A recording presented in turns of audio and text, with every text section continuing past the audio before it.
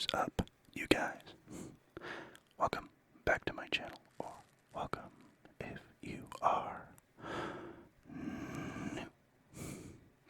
I'm going to read you guys a scary story from the NoSleep subreddit. It's not a very long one, so this video won't be super long, but it just sounded like fun. And I will also be chewing some Orbit gum. So yeah, if you are new, please don't forget to like, subscribe, and ring the bell for notifications, and leave a comment below if there's anything you want to see on this channel. Most of that applies to all my subscribers anyways, but yeah. I also have a Patreon if you are interested in checking that out. But yeah, without further ado, let's go ahead and put some gum in my mouth. And we will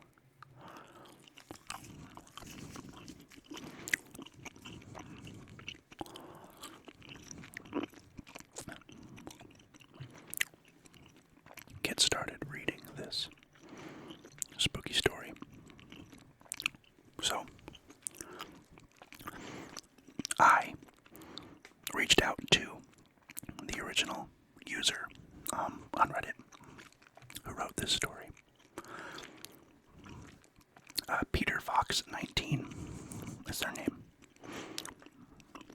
I just wanted to make sure that they were okay with me using their story on my channel, and they said yes. So the story is called Tulips. Alright. And just a little bit of a warning. This does mention child abuse. So if that's something that is triggering for you, feel free to not watch this video. That's totally okay. I just want to make sure everyone's aware of that before we get into this. Alright. Let's get started. As winter bids us its final farewells, and springtime greets us with warm, open arms, I want to share with you all, a chilling story. A story about how tulips earned a special place in my heart, above all other flora which poke their vibrant blossoms above the topsoil this time of year.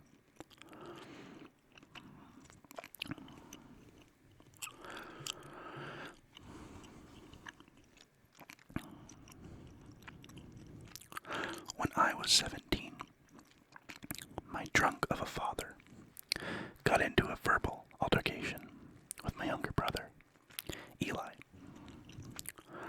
Eli was the sweetest of the Davidson children, a tall, lanky 15-year-old, destined for great things.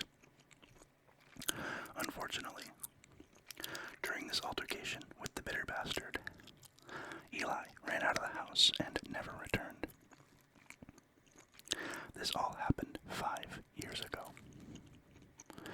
When I turned 18, I did as Eli did and left our shit house like a bat out of hell. I hadn't been back since, nor had I pondered the thought of it. So you can imagine my surprise when I received a phone call from my now sober father. "Hey bud, I know it's been a while." His voice weighed with desperation. "Yeah, 3 damn years since the last phone call," I responded with agitation in mine. I know. I just wanted to let you know that I've sobered up since the last we talked, and I thought I'd invite you over for supper. Maybe we can catch up. The man I once knew as abusive and arrogant now sounded genuine and sincere, a first for him. "You, sober? Are you screwing with me?" "No. Peter, after our last fight, I put down the bottle for good. Your mother was able to keep me from drinking, but when she passed, So did my sobriety. I'm sorry, son. His voice shook, and despite my frustration, I could tell he was being honest. Yeah, okay. If you want to have dinner, I'd be up for that. When are you thinking? I asked. How about tonight? It was short notice, but part of me wanted to get it over with. Sure, I'll be there around 6. That night, I drove 45 minutes back to my hometown. It hadn't changed one bit. Still just as depressing and desolate as the day I left. However, when I pulled up to my childhood home, it was surprisingly in much better condition than I had last seen it.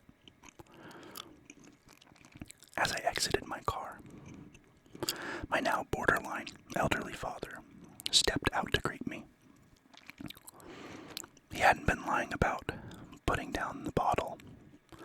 The man was easily down 30 pounds. I could see guilt and regret on my father's face as I approached him. Hey, kid. He stuck his arm out towards me as I walked up to the front door. Meeting his firm, sweaty handshake, I replied, Hey, have you been?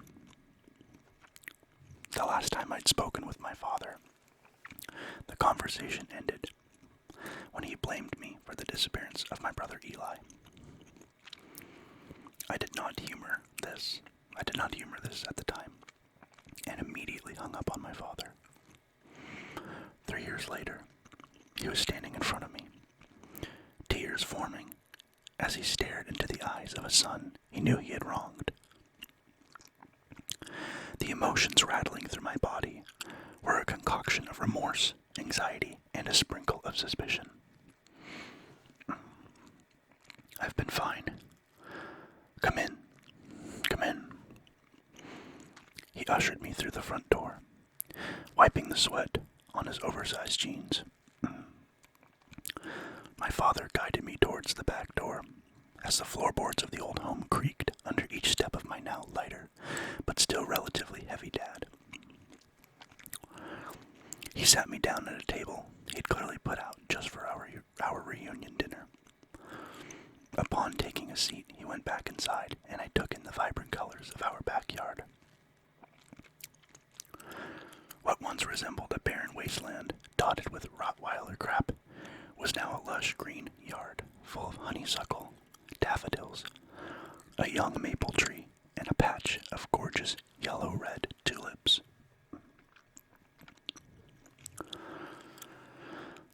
My father soon came back inside, with a pitcher of lemonade in one hand and a carton of Marlboro cigarettes in the other. Care for a cigarette? He asked me, as he stretched the carton along, with a red big lighter in my direction. Sure, why the hell not? I responded as I pulled one of the slender cylinders full of carcinogens out of the red and white box. My father pulled one out for himself and set the box on the table. He placed the cigarette behind his left ear, gently grazing the old man's light gray hair. He briefly stepped back inside and came out only moments later with 2 red plastic cups, making it look like we were about to play a game of beer pong rather than having a somber discussion. My father sat down in one of the cheap plastic lawn chairs he'd probably bought from Walmart earlier that afternoon as he let out a soft sigh. We talked for about a half an hour before I heard the unmistakable beep of an oven. He asked me to wait at the table and eventually came back outside with 2 white plates. The contents of the platters consisted of a chicken breast cooked in a mediocre manner, steamed vegetables, and a side of stove-top pasta. It wasn't much, But for my father, I was impressed. He pushed one of the plates in front of me and sat down. Before I had the chance to try the meal he'd prepared for us, tears began forming in his eyes as he looked down towards the ground. "I know where your brother is," he said solemnly. His gaze drew distant, as if it were a Vietnam War veteran suffering from the traumatic flashback of his best friend being eviscerated by a landmine. Having not talked to my brother, or about my brother to anyone in years, I was astounded to hear him mention it at all. "What did you just say?" I questioned, furrowing my brow as I leaned in towards my father. "I know what happened to him that night. I'm sorry, Peter." Tears slowly began to dribble down his liver-marked cheeks. "What are you talking about? Eli ran away that night. It's your fault, but that's it. He ran away and he never came back." A pit grew in my stomach, fearful of where the conversation was leading. "No, I did something I'll regret for the rest of my miserable life." "Where is he, Dad?" This time I shouted as I slammed my fist against the table, shaking the plate full of cheap food, while tears began forming in my eyes as well. My father didn't say anything. He didn't have to. He merely looked at me and raised his right hand, whilst his index finger pointed towards something in the yard. He was pointing at the tulips. It's pretty dark. I only read the first couple sentences of this one before I read it to you guys. I just kind of want to see what the premise, I guess the atmosphere of the story was. So I guess I was kind of expecting it to end that way, but that's really sad. But yeah, this video is going to be a little bit short today. It's kind of just an in-between video though, so I don't know. I felt like making it, so I will do more of these videos with short horror stories like this.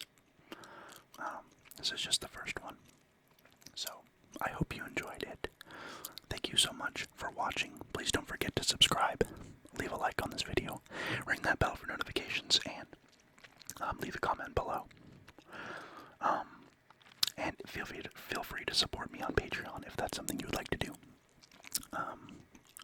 You guys are awesome. Thank you so much for 813 subscribers, I think is where we're at now. And I will see